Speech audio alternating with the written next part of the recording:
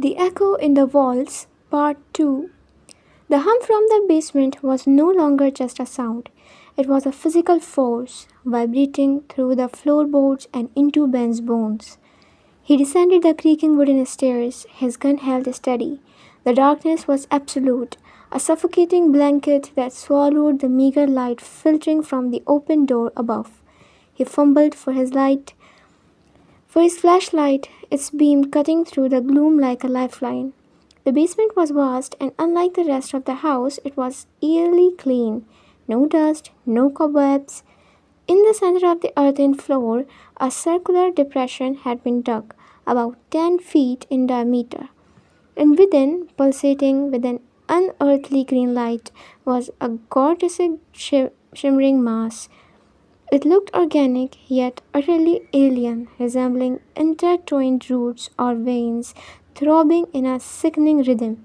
This was the source of the hum, the true echo. As Ben approached, the hum intensified, morphing into a dissonant chorus of whispers, barely discernible yet undeniably present.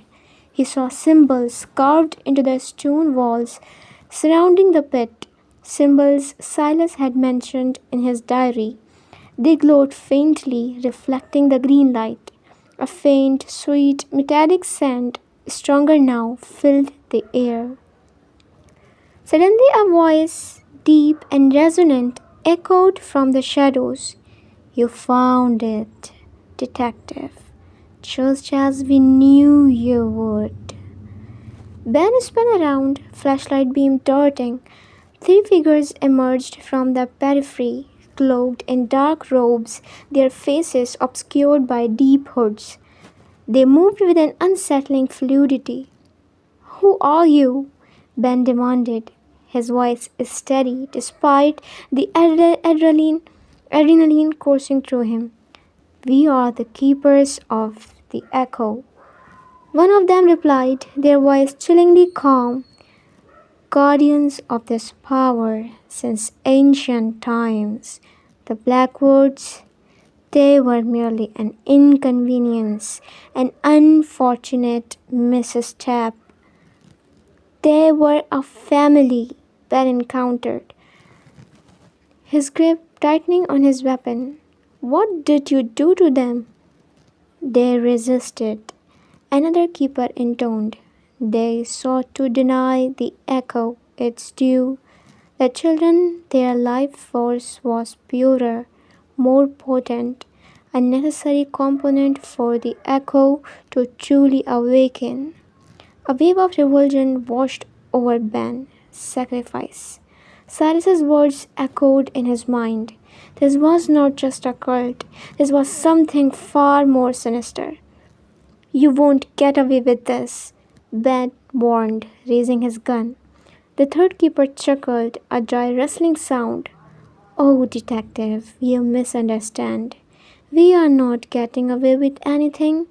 We are fulfilling a destiny." As they spoke, the pulsating green mass in the pit began to churn, its light intensifying. The whispers grew louder, more distinct, forming fragmented words in an ancient guttural language.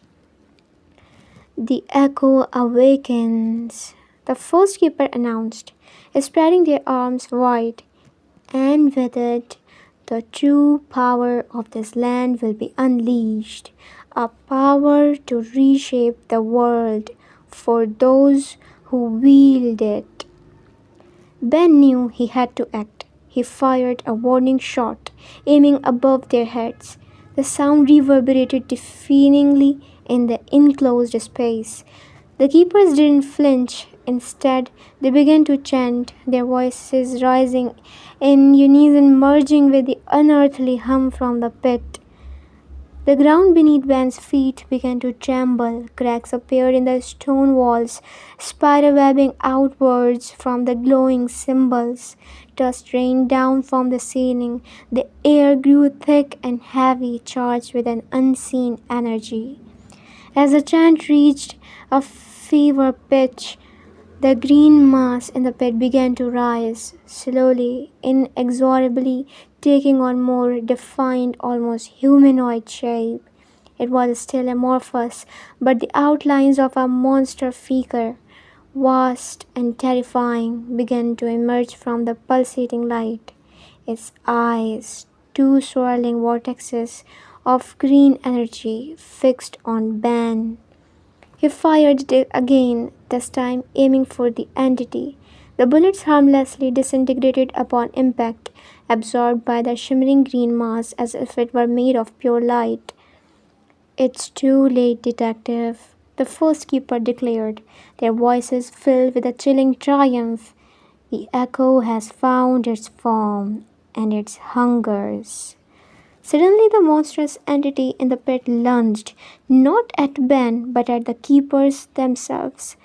The robed figures, moments before so confident, screamed as the green tendrils of the echo enveloped them, pulling them into its shimmering depths. Their screams were abruptly cut short, absorbed into the rising hum. Ben stood frozen, utterly bewildered. This wasn't what he expected.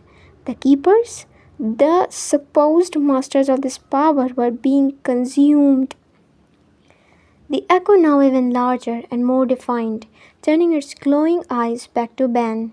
The whispers emanating from it intensified, no longer fragmented, but forming a single coherent thought projected directly into his mind. Freedom at last. The voice wasn't malevolent, but imbued with an ancient weariness, a profound sense of relief. As Ben stared, transfixed, the shimmering green form began to undulate, to shift, to shrink. The intense light softened, the terrifying form dissolving until all that remained was a faint, ethereal glow at the bottom of the pit. And then from within the fading glow, two small translucent figures began to coalesce, a boy and a girl, their forms shimmering like heat haze, their faces pale but peaceful. Lily and Tom, the Blackwood children. They floated silently towards Ben, their spectral forms radiating a profound sadness, yet also a gentle calm. As they reached him, they paused, their translucent hands reaching out as if to touch him, and then their voices, soft and clear, echoed in his mind, though no sound escaped their lips. "They trapped us, bound us to this place, to power their ambition. We were the echo. You freed us, detective. You listened." A single tear, clear as crystal, rolled down Lily's translucent cheek. Then together they slowly faded, dissolving into the very air, leaving behind only the faintest scent of sweet grass and rain. Ben stood alone in the crumbling basement, the air silent save for the dripping water from the newly formed cracks. The pit was empty, the green light gone, the keepers were gone, the children were gone. He finally understood. The echo wasn't a power to be harnessed, but a prison. The children's life force had been used to keep something ancient and terrifying contained, and the secret society had been attempting to manipulate that power for their own gain. When they tried to fully awaken it, they had unwittingly unleashed the very beings they sought to control, the spirit of Lily and Tom Blackwood, who had been bound to the land, their innocent energy feeding the ancient entity. They were the echo, and their sacrifice was not to awaken a power, but to become it, to contain it. By opening the music box, by finding the truth in the walls, Ben had inadvertently broken the spell, allowing the children's spirits to finally find release, and in doing so, consumed their tormentors. He holstered his gun, the weight of the moment pressing down on him. The silence in the house was no longer heavy with dread, but with a profound, almost sacred peace. The mystery of the Blackwoods was solved, but the truth was far more horrifying, and ultimately more tragic than any case he'd ever imagined.